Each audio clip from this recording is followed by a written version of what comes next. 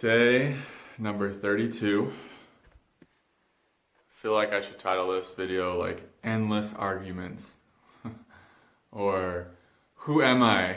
Or This is Really Going Fast, or Is this pain, is this heaviness, is this fear mine? Or did I actually see an entity, or is that just my eyes deceiving me? I don't know. There's a lot. It just feels like things are moving so fast right now in an evolutionary way. And I can only imagine what you guys are going through. I'm sure we're all experiencing this together. That every day, new parts of us showing up and old parts leaving. But when the old parts are leaving, we're like feeling them more intensely than we ever did. Like, as the old parts leave and the new parts come in at such a rapid rate, for me, I've just been feeling some periods of such intense self-doubt and lack and just kind of like confusion. Like, who is this? Like, I thought I had let this go. I thought this part of me was no longer. But then also simultaneously, and this whole thing can make us feel like we're kind of going crazy, right? Like you already probably feel like you might be going crazy sometimes during a spiritual awakening, and now it's just like on hyperdrive. So we have this old part falling away, and it's in our face, and it's super intense, and it's surprising how powerful it still is. But then there's this new exciting energy that's available that we can feel, that I'm getting goosebumps just saying it. And it's like, it's right there, and it's all happening at once. We're having moments of intense self-doubt, and then we're shifting to moments of pure knowingness and connection and openness and just really stepping into our power and our truth more than ever. And it's like they're happening at the same time. And I've just been feeling all of it. Just all of it. Yesterday, I was feeling so much like, I wouldn't say intense anxiety, just like constant unease and angst. And this heaviness that was just weakening my body.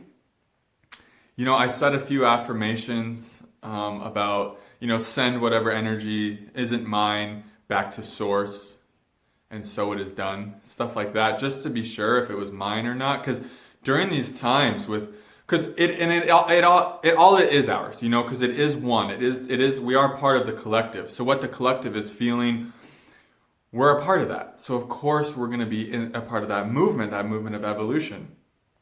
But it was just interesting yesterday how that angst and that uneasiness that was coming through me, that heaviness that was literally weakening my body for a period of time yesterday, it felt so impersonal. And it felt like, maybe this is mine, maybe it isn't, but does it even matter? Because obviously it's here for a reason. It's teaching me something. And something I've talked about that I'm feeling more for certain now is the whole coronavirus epidemic, the evolution taking place on Earth right now, is really an evolution from the mind to the heart, right? And that's the evolution of spiritual awakening. That's the evolution of going from a fight or flight nervous system, from going from an animal body to a divine body. And so as we experience this transition in hyper speed, like accelerated right now, it's gonna do what I was talking about earlier. It's gonna bring up, like our bodies right now are taking on so much more light, so much more consciousness and awareness, that it's bringing stuff up that we didn't know we could feel as intensely as we're feeling. But it's also bringing in more light, more grace. It's like the pressure of the grace coming in and the real heaviness coming out is a hell of an adventure, it's a hell of an inner experience, right? And we're all going through this together. And I don't mean hell as a negative, I just mean it's wild. It can be a wild ride. And that's the other thing that's coming to me, is try to enjoy the ride as much as you can. I know it can feel so intense and so serious, but really can we try to let go as much as we can? Because if we're in the mind experiencing this ride, it's gonna be chaos and it is gonna be hell. But if we can come into the heart, if we can come into the body, then what we're doing is we're going with the movement of this evolutionary process. We're We are letting go of the oars and we're just letting the process unfold within us in a very natural and seamless way. It's when we're stuck in the mind, trying to figure out what's happening, and we're going blow by blow with everything we're feeling, and we're hanging on to the thoughts and the emotions and the energies and making an identity out of them. That's when we've jumped off the boat and we're swimming upstream, and it's gonna wear us out. It's gonna exhaust us.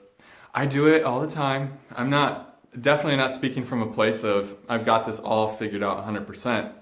What I do know is when I'm in the mind, when I'm on social media, when I'm on my phone, when I'm reading news, when I'm watching, there's a place for YouTube and taking in really good content that inspires us and helps us understand our world and our inner process. But then there's those times where we just kind of derp out on YouTube. That's what someone I heard use that term. It's so perfect. We just start derping out on the phone, right? And that's when we're going to be stuck up here, and that's when this whole movement can be really painful and can really exhaust us and just take us, so if you're flat out right now, if you're exhausted and burnt out like I was this morning when I woke up, be with yourself, disconnect from it all, plug in. Today all I've done is literally meditate. Read a little bit of the sci-fi book called Star Maker that I really like. But really nourish yourself. Eat good food, drink a lot of water, get out in the nature, get out in sun. This is a common theme of things I'm saying, but if this is your first time watching this channel, or you're confused right now, if you're just exhausted and you're dealing more with the heaviness and you don't feel the grace coming in, that's a sign that you need to just come into yourself. You need to connect with yourself. You need to bring your consciousness into your heart center. And you need to let go of any externals that are dragging your vibration down. Because the phone right now, a lot of people, some environments, if we're not strong in our own field, if we don't have these strong boundaries, and let me tell you, the higher your vibration goes, the more like divinely protected you become, meaning the less others' energy affects you. You become like the star of your own movie, so to speak. Like, it's you are in control of it in a sense. And I know we're not in control of everything, but like you are emitting such a vibration, you are giving so much, with your vibration, that it doesn't even allow you to take on the density of others.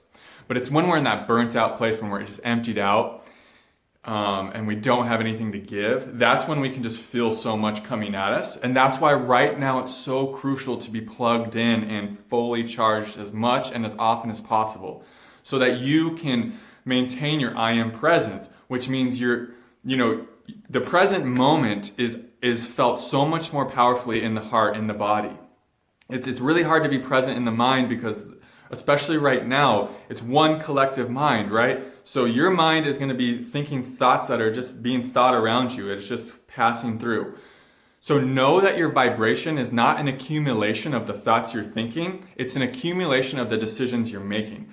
So if you're having crazy, negative, fearful thoughts, that's okay. You don't have to identify with them. That's not the reason that your vibration feels low, and that's not the reason if you're feeling tapped out and exhausted. That's not the reason for your lower state. The reason is, what choices are you making? When your mind's going crazy, are you instantly believing them and grabbing a phone or going on social media and reading a bunch of fear-laced things? Or are you really sinking into nature, connecting with an animal, doing yoga, eating really healthy, doing a heart-centered meditation? Are you being creative? Are you painting? Are you writing? I don't know, there's a million things, right? That really connect us to ourselves.